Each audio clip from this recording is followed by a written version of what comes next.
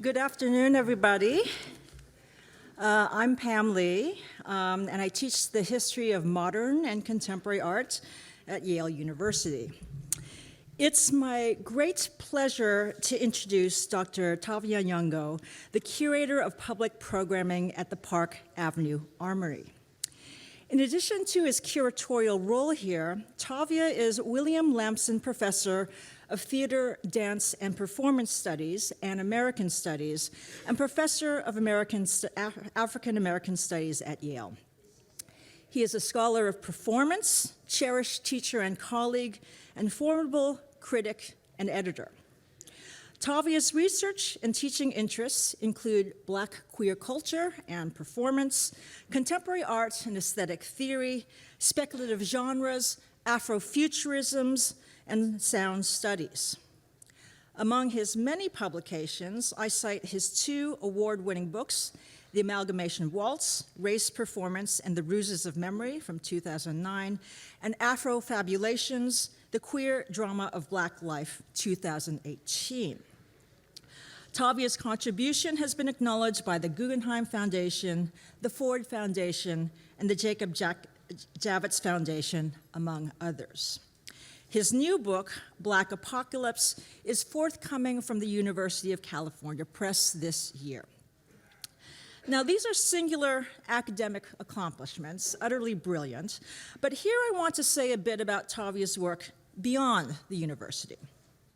At a moment in which professors have been demonized as the enemy within contemporary politics, Tavia inspires not just for his ethical, social, and intellectual commitments to work in and across campus, but to forge connections beyond it.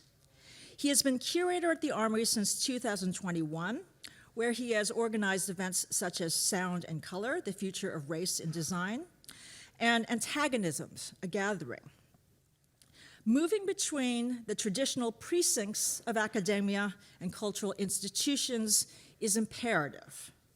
Much of what has transpired recently means to sever us from each other, erase and to aggress community, devastate art, science, and culture, intimidate and demoralize, and subjugate our capacity to think further than the relentless noise of the media. This cruel and dispiriting litany is a prompt and a spur. Now, more than ever, we need to think together and work together. We need to imagine together. Which brings me to Tavia's role and this weekend's gathering, A Dream You Dream Together, a symposium celebrating Yoko Ono. Could there be any timelier artist than Yoko Ono, who has courageously advanced the interests of peace in her activism and multidisciplinary practice for decades? And what better place to do so than at the Park Avenue Armory, the former home of the U.S. Army National Guard. The chronicles of this building, completed in 1880, speak to a history of militarism at the heart of New York as both everyday life and infrastructure. To convene a dream here, then, is no solipsistic gesture. It is neither a luxury nor withdrawal from reality, but a social and collective responsibility. For a dream is an instrument in the toolbox of liberation, and Tavia and his colleagues present Yoko Ono's vision as instrumental, formative. Those who would deny us our dreams enforce the image of the present as inevitable, the image of the future as a done deal. When we dream together, in contrast, we are effectively refusing to accept the way things are while speculating about better futures and critical possibilities. With the support, expertise, and collaboration of his colleagues at the Park Avenue Armory, Tavia has opened this building's doors and empowered us to do just that, to dream together otherwise. Please join me in welcoming him.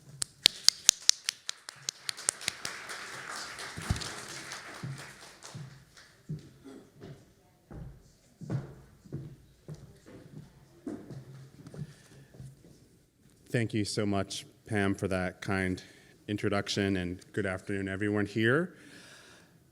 Yesterday, 500 children from New York City public schools got a first look at Yoko Ono's Wish Tree installation in the drill hall here at the Armory. They ranged in grade from elementary to high school.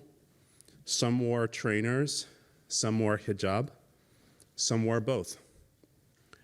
One asked me in Spanish where the bathroom was. Others wrote their wishes in Chinese, Swedish, Urdu. None had their gender policed by our restroom facilities. Everyone got lunch and a chance to hang their individual wish on a tree. Being children, their wishes were open-hearted. Some wished ser rico, another for Chris to kiss Maddie. Some wished for Palestine to be free, and some for all the hostages to come home. Many, many wished for peace and for humanity to come to its senses. Their wishes, all of which you can view, were, in a word, diverse. Access to the wish trees is free and equal, and the invitation the artist has extended to the world since her wish trees began in 1995 has been radically inclusive. I open with these three simple words, now banned, absurdly, by presidential edict, to underscore the power of art in our seemingly dark times.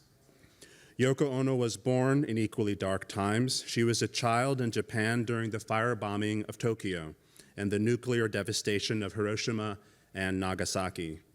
As an adult, her activism against the Vietnam War, together with her husband, John Lennon, invited us to use imagination, love, and the contagion of a smile to surrender to peace.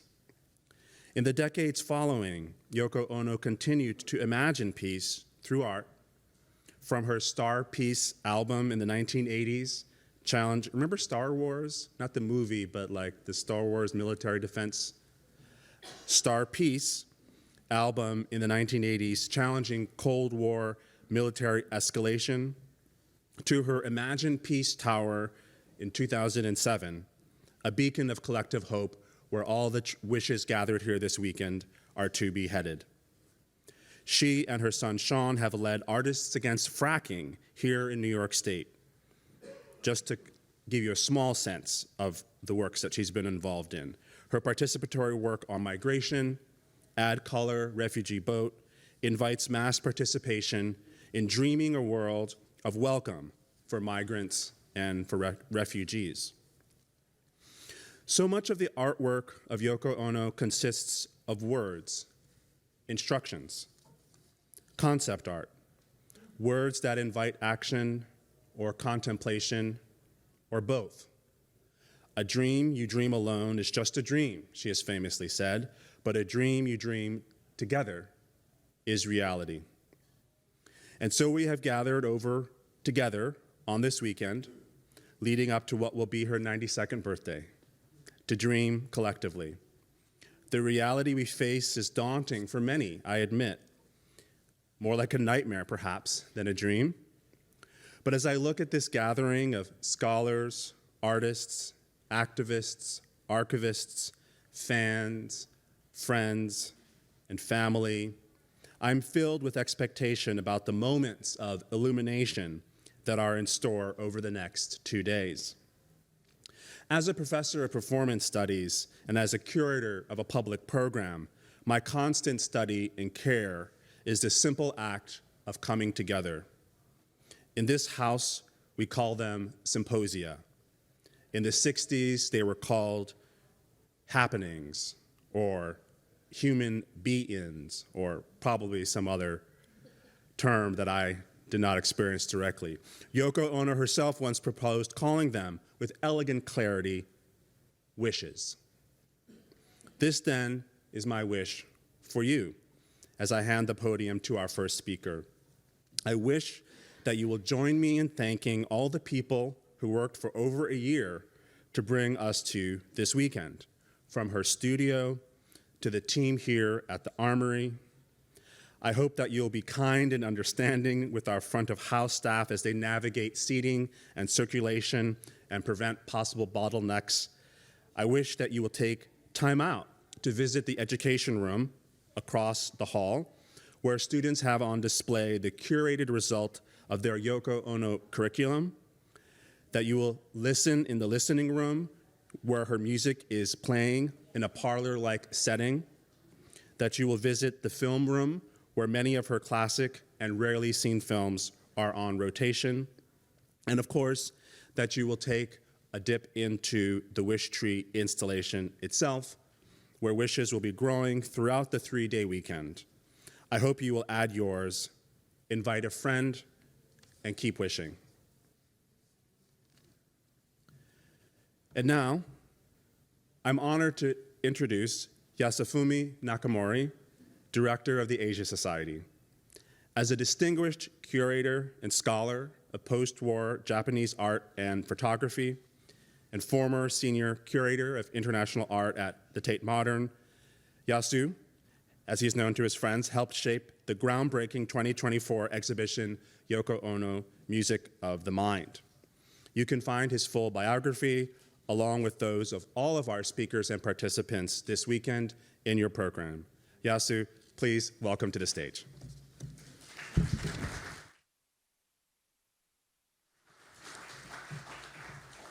Thank you so much for such a kind introduction. I have to make one disclaimer, actually. Tate Modern Show, which came out actually last year, was really put together collectively by a couple of curators, including Clara Kim, Juliet Bingham, myself. I took a little role, and then junior curators as well. It's a beautiful show. It was up in London. I went to Basel, I think. Now it's coming to Chicago later this year. So I hope you'll see the show there.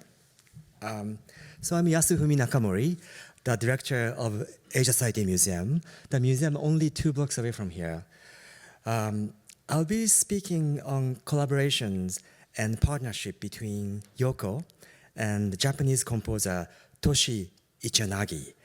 Her first husband, during their formative years in New York and Tokyo, pretty much like a 59, 60, 61, 62. This talk came out of a short essay I wrote for the catalog of the exhibition I just discussed at the Tate Modern. Toshi was also one of the many protagonists for my doctoral dissertations. I wrote actually a collaboration between architects and also creative professionals, including photographers, painters, and musicians. And Toshi was the musician. I had a lengthy conversations with him, particularly his collaboration with the architect Arata Isozaki, but we never touched upon his former relationship with Yoko at all. I actually, as a matter of fact, I looked back, quite lengthy oral art history interview done in Japan in 2017, and he just mentioned Yoko once or twice in relation to Chamber, Street Loft series, and did not reveal, his personal relationship with her. So that was maybe my reason I kind of wanted to revisit their, formative years together. So I know everyone here knows a lot about Yoko already. So why don't we begin with listening to one of the Toshi's composition written while he was with Yoko.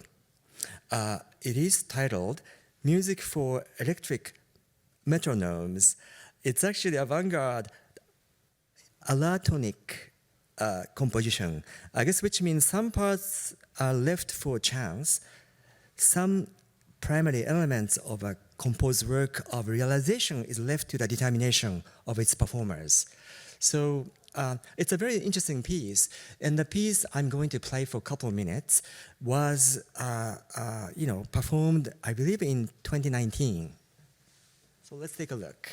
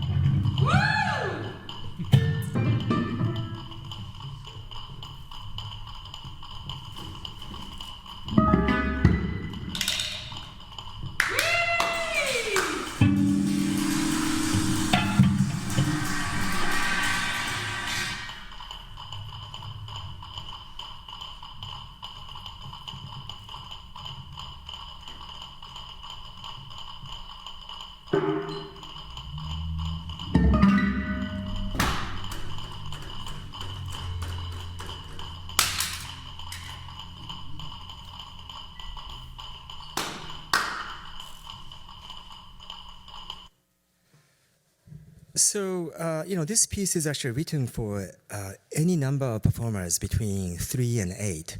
And in this particular performance, I think there were 6 performers. So this piece involves the manipulation of electric metronomes, followed by various unspecified sounds and actions. It is a very theatrical piece and reflects actually Toshi Ichiyanagi's affiliation with experimental music, and particularly early Fluxus movement.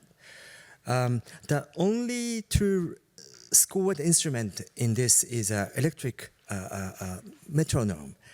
So everyone has metronome, and then he or she, as on, looking at the score, which is not a musical score. It's a series of dashes and lines and numbers in an erratic pattern of a connected path. So this means that no single performance under this is identical. So it really kind of leaves up to performers how to, interpret the scores and perform. As long as you play the metronomes, right? That's scripted. So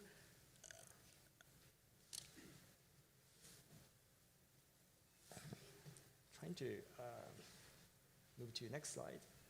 Here you go. Oh, I don't want that. Okay, so Yoko and Toshi, they met in the mid-1950s in New York. And in 1956, they eloped and immersed themselves in New York's experimental art and music scenes. Imagine, when they got married, they're only 23 years old. They saw the maturity of the, genre of experimental music and the kind of formation of the Fluxus movement. It was also the time of the exploration of Asian aesthetics and philosophy in New York. Toshi was student of the Julliard School, and Yoko in attendance at the Sarah Lawrence College from 1953 to 56, where she wrote poetries and developed her interest in 12-tone music. Toshi was classically trained pianist. He was born to the family of the musician. His father was a famous celloist, and mother was a pianist. And, he came to US actually in mid-50s. First attended at University of Minnesota, and then transferred into Juilliard School, where he studied composition. So during the school years, I think, he met with Yoko in a circle of sort of like a Japanese artist, and they got married. However, Yoko, who comes from the family of the banking family, they opposed actually fiercely to their marriage. But Toshi was quite actually established. However, he was emerging still 12-tone music composer in a tradition of Arnold Schoenberg and also Alban Berg. He was fascinated by electric composition. So he was in a circle of emerging composers of that kind by 1959, when he took a course in experimental music taught by John Cage at the New School for Social Research. So absorbing many of his ideas on chance and indeterminacy, Yoko and Toshi came to know Cage well. Cage was vastly influential through creating and transmitting an alternative modern aesthetics founded in Asian thought, as pointed out by Alexander Monroe.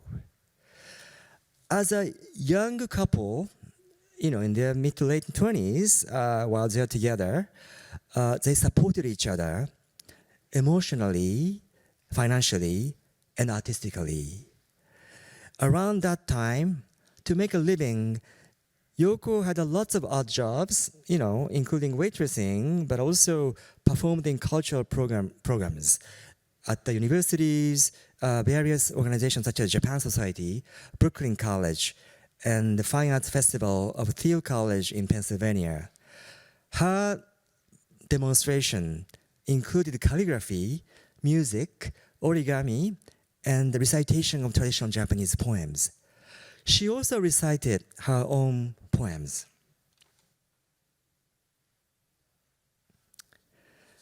So Yoko's poetries, many of which were part of her instruction for paintings and later incorporated into her book Grapefruit, were created bilingually, and many were hand-lettered into Japanese by Toshi Ichiyanagi. Let's read this one. It's a very interesting one. Painting for a broken sewing machine.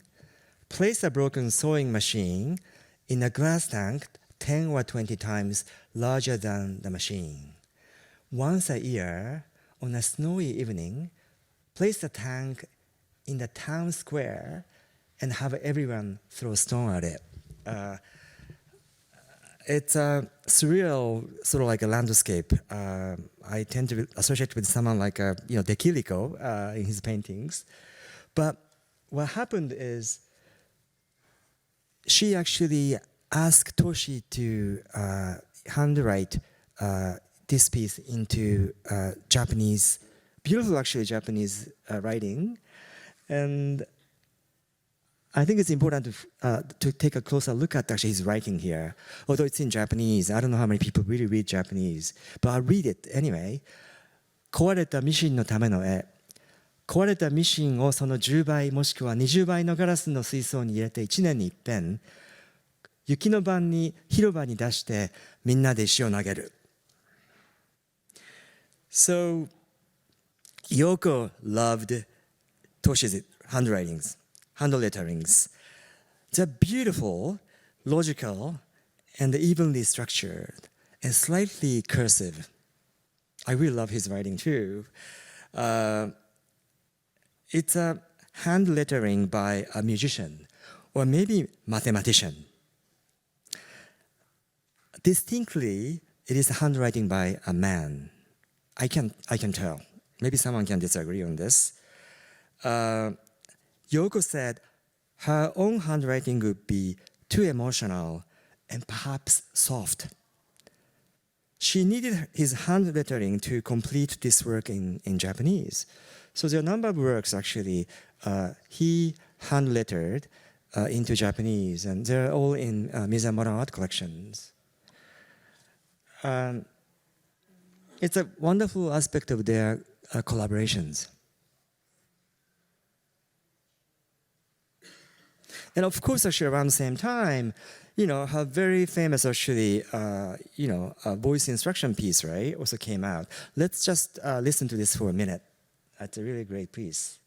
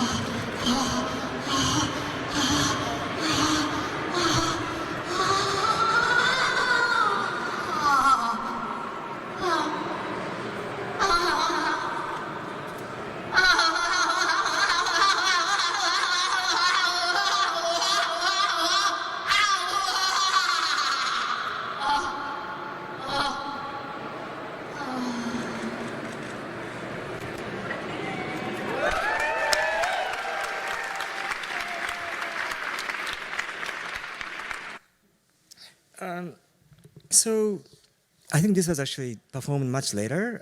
I couldn't quite figure out when this was done. But, you know, around this time, 1960-61, when they were both, involved in, composing music and also instructions, they're increasing their connection to downtown, avant-garde art and music scene, particularly, after Yoko signed up a lease for a loft at 112 Chambers Street in December 1960. So soon after, she and Lamonte Young began organizing a series of performances at the loft that included music, dance, and poetry, in which Toshi Ichiyanagi also participated. You see actually a number of pictures from those series of performances. I circled actually Yoko and Toshi when I see them together. So from December 1960 to June 1961, Ono and Young organized performance events under the title of Chambers Street Loft Series, including works by Terry Jennings, Toshi Ichiyanagi, Henry Flint, Joseph Bird, and also Simone Forti and Bob Morris, for example.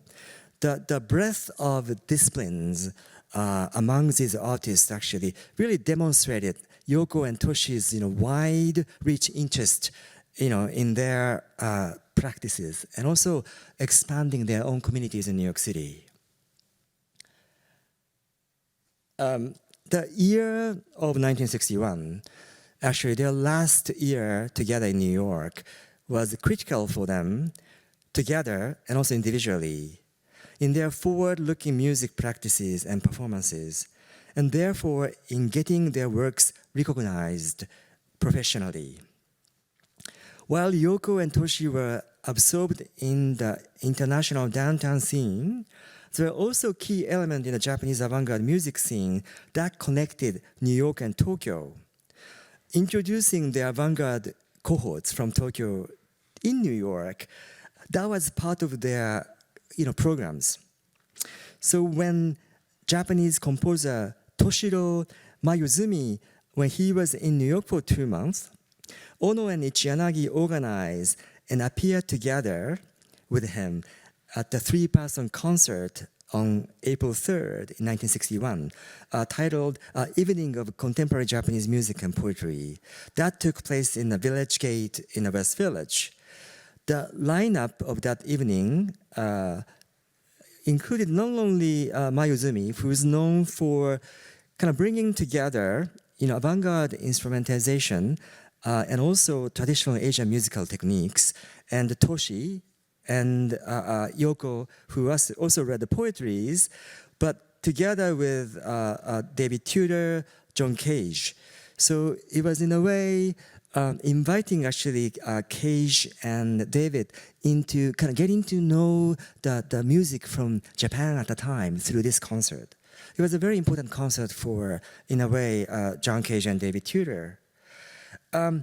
Soon after the Village Gate concert, in May 1961, Toshi gave a recital, his first Carnegie Recital Hall concert. His performance included the works by Cage, Morton Feldman, Stefan Volpe, and others, as well as his own music for piano number 2 and number 7. So that New York Times critic Eric Saltzman, describing Toshi's performance of his work in a review for the New York Times, wrote that a high, distant, cold glissando rubbed somehow out of the innards of the piano, and a furious rumble of elbows and fists on the keyboard.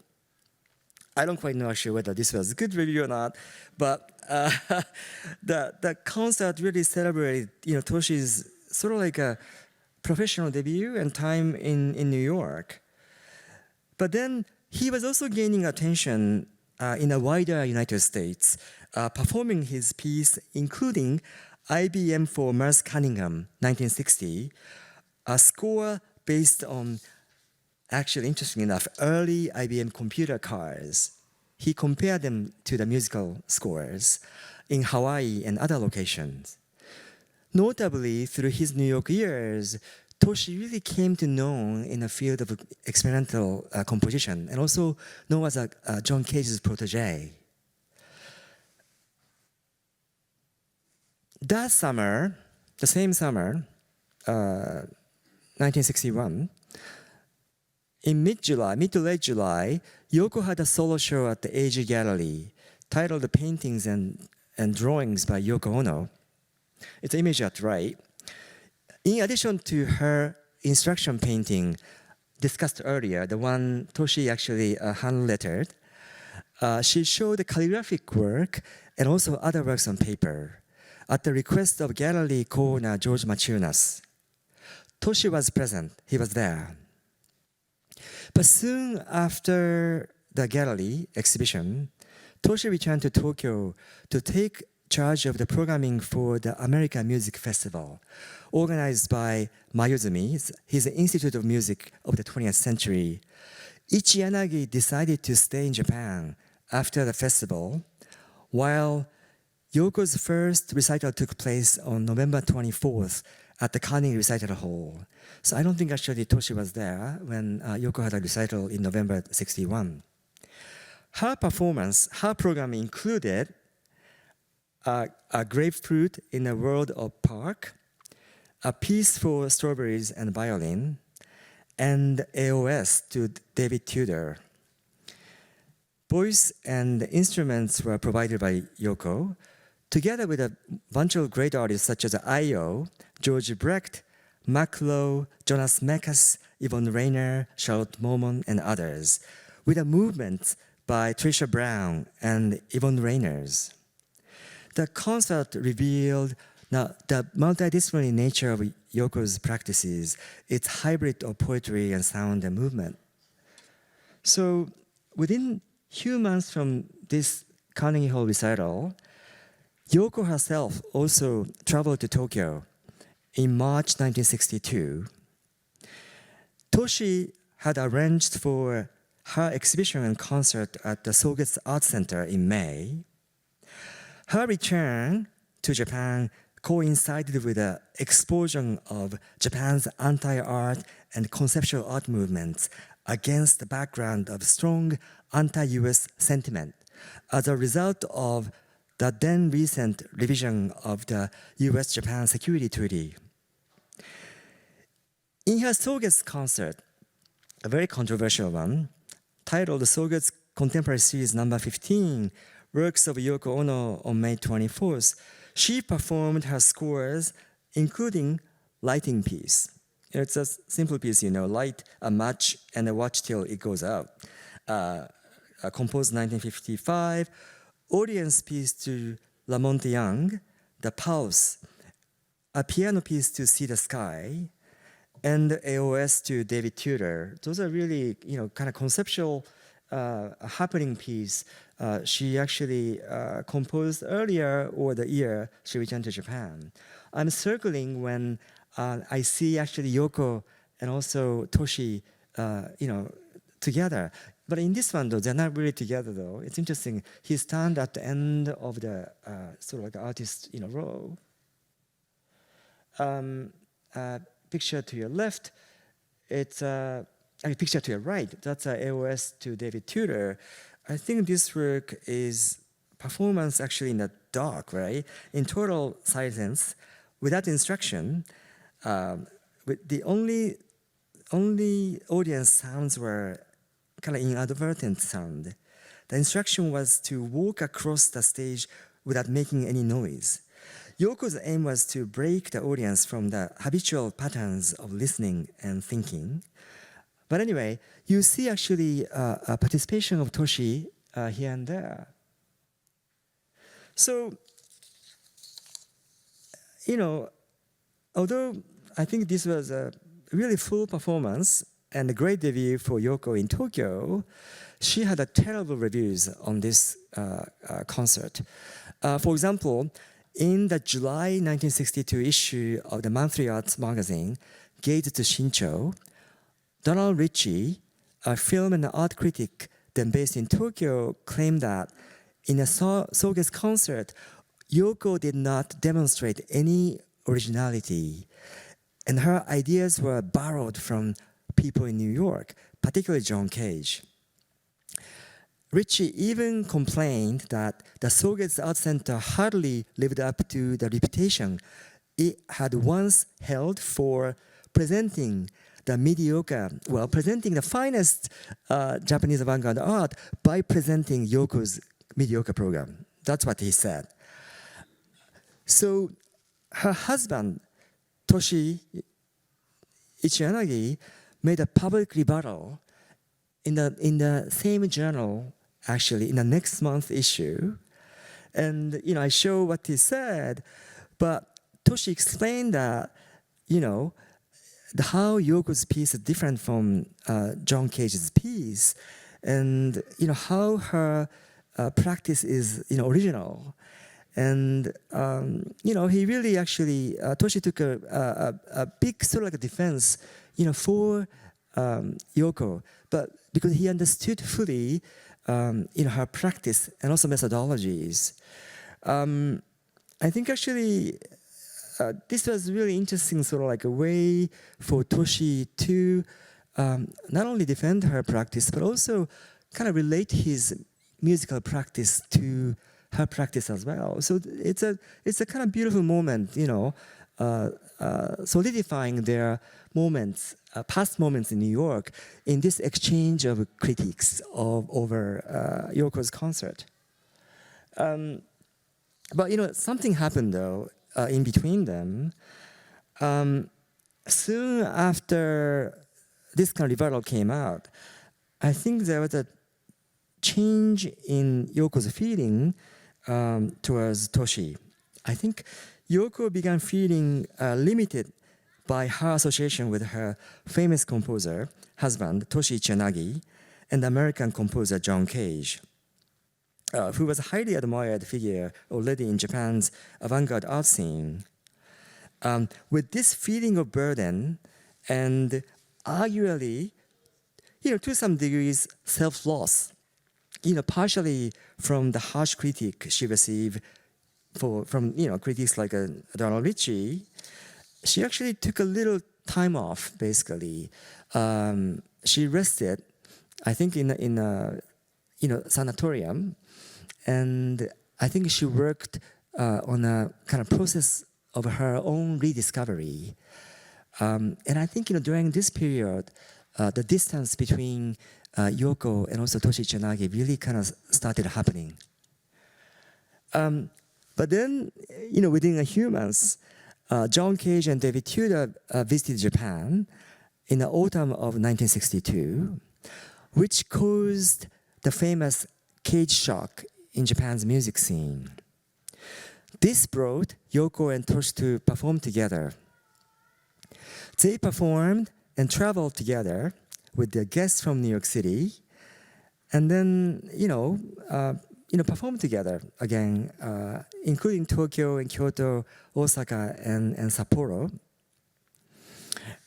At the first in Tokyo at the Soget's hall on October 9th, Cage performed his music work together with Ono, Tudor, and Toshi and other Japanese artists.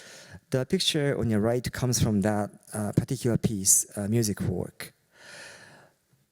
The following evening, David Tudor also had his own evening where he also, performed with other artists and also Cage and Ono and other Japanese artists. So there were a series of actually sound events and also happenings happening in Tokyo in October.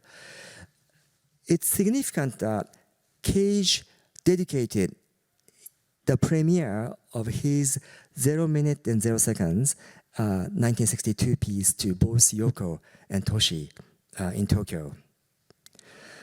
The tour ended with a concert. It's called Sapporo Contemporary Music Festival in Hokkaido on October 26. Alongside Cage and Tudor, a group of musicians were organized, including, again, Ichiyanagi, Toshi, and also conductor Shuji Ozawa, Other artists like Kobayashi and Takahashi, they all performed. This new piece composed and also performed by Toshi Ichiyanagi. The picture at your right, you see Toshi standing in front of the piano, and then Yoko is seated. I believe actually she takes a voice, I believe, in this piece. So, but this was the last performance where Yoko and Ichiyanagi appeared together.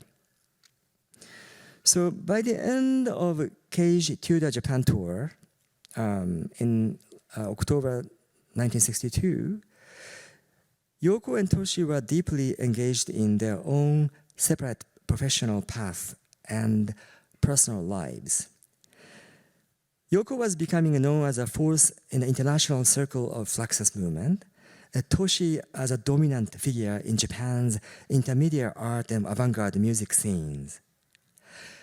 Meanwhile, Yoko had met Anthony D. Cox, a young American film producer, who actually visited Yoko several times when she was in sanatorium.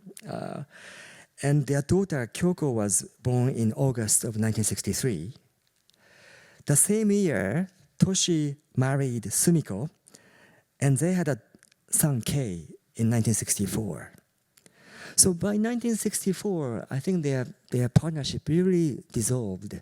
I think pretty much completely.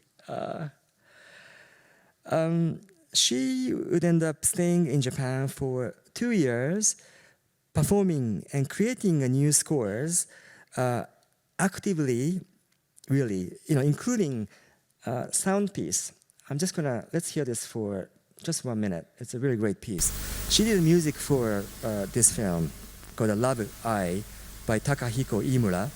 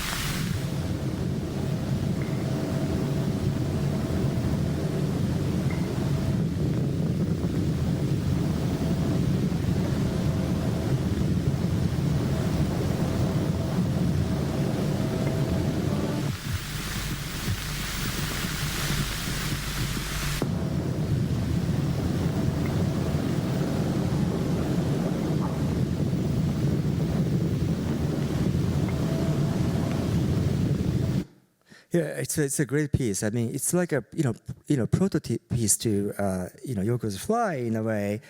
I love this kind of grainy quality of the very intimate scene of two bodies, and sound is very kind of ambient sound, but it adds kind of gravity to the work. So this is one of the many things actually she did while she was in Japan for 2 years. Another interesting collaboration is, she appeared in High Red Center's shelter plan, which took place actually in one day in Imperial Hotel in Tokyo in 1964, actually, where the number of artists, led by 3 artists, right? Natsuyuki Nakanishi, Genpei Akasegawa, and Jiro Takamatsu. They constituted the High Red Center. They invited actually numerous artists, into the room of the hotel where they measure their bodies and they photograph them, I guess closed and partially unclosed, to make a shelter for each of them in anticipation of another nuclear war. You see the pictures of Nanjun Peik in here. And of course, actually, Yoko was one of the participants. So this actually, one day happening was basically made into a film later by Motoharu Jonouchi. So you can see some of the footage actually available on YouTube as well. So it really shows actually Yoko's, expansions of the circle of artists she partnered with in Japan. And she also led a really conceptual happening, conceptual art practices in a way as a kind of teacher figure to many of Japanese artists as well. So it was a very formative years for her as well. And of course, actually, in 1964, in August 1964, she had another Sogetsu concert titled the Farewell Concert, a striptease show where she actually, it wasn't premiere, because she actually premiered a cut piece in Kyoto a month earlier in July, but she actually did her cut piece in Tokyo in this particular performance. And also the bag piece. Actually, we reproduced this piece in a Tate Modern exhibition. You yourself, you could bring your friends to basically, play with, to be intimate, if you like, in the bag. And of course, she chose Anthony Cox, her partner, to be the playmate in this. They really sort of like blossomed together, I think, towards the end of Yoko's stay in Tokyo. A picture at your right, Anthony and Yoko were selling shards of glasses. Each glass has a future date, year and date, selling a moment of future morning. This was done later in New York as well. And then picture at your right, Tony Cox and Yoko were selling the grapefruit. I think she produced 500 copies, first run. They're selling them. They come from also the documentary film called Some Young People. Really shows actually, their time together in Tokyo while, she was ready to going back to US. So more than half century later, in his 2017 interview, Toshi Ichiyanagi, 2017, mentioned that he continued to remain fascinated by Yoko's ability to use her own courage to discover the essence without being bound by conventional wisdom. On her work, Freight Train, the picture at your left, it's a used freight train with the bullet holes and sound, displayed in the 2001 Yokohama Triennial. On this work, Toshi Ichiyanagi said, "I thought it was a work that was typical of Yoko, with no humans in it, just sound, and it evoked a scene packed with the people being transported to Auschwitz." And further stated, her work, which expresses inner struggle, had a special presence. She was a genre in itself. Although she was originally a poet, her identity was not to belong to anything. I think this may have been the first time ever he spoke on Yoko Ono. I have 10 minutes. Okay, so I'm going to wrap up in 5 minutes. So as he stated in his 1962 rebuttal, if you remember, to Donald Ritchie's critique, Toshi and Yoko share the critical methodological language in experimental music. Quoting French composer Olivier Messiaen, who said when he was in Japan, "If you don't know a language, you cannot understand its meaning. For example, since I don't know Japanese, I don't understand it even as I listen to it." Toshi continued, "Though he said a simple thing, I thought his way of thinking was so clear and so typically Western. I wish that critic, Donald Ritchie, could understand that an artist has his or her original language, and sometimes it cannot be understood by existing senses. This especially applies to Yoko's works, which have new metaphysical rules. Despite their eventual divergences and differences, Yoko Ono and Toshi Ichiyanagi understood each other through the conceptual language they had developed together from their intimate, formative years of the late 1950s to the early 1960s. By the way, Toshi passed away, I guess 22, 3 years ago. So, in a way, this talk is for Toshi. Thank you. So, I guess I have 5 minutes, so I'm happy to answer any question. Something, I didn't express clearly. Yeah, Toshi Ichiyanagi was a really incredible composer and also intellectual. Somehow I feel I knew him a little bit through my dissertation research. So, anything? Yes. Thank you. That was a wonderful lecture, and I'm wondering if there was a difference, or you see a difference in in terms of how Toshi Ichiyanagi was understood in Japan versus what was going on in the avant-garde world here. Huh. Yeah, I think it's interesting. I think actually Toshi, became really kind of dominant figure in Japanese, experimental music field. He received like national medals and he was very established. So maybe that avant-gardeness, Yoko knew wasn't maybe as obvious in Japan as in the US.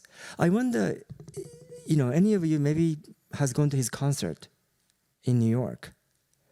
There was maybe last concert at the Carnegie, which he invited me. I think that was maybe 2014 or 15 here in New York. Have you heard about Toshi Ichiyanagi? Did you know he was Yoko's first husband? No. So it's really great that they met at the young age, 23. Can you imagine? So, okay, thank you so much.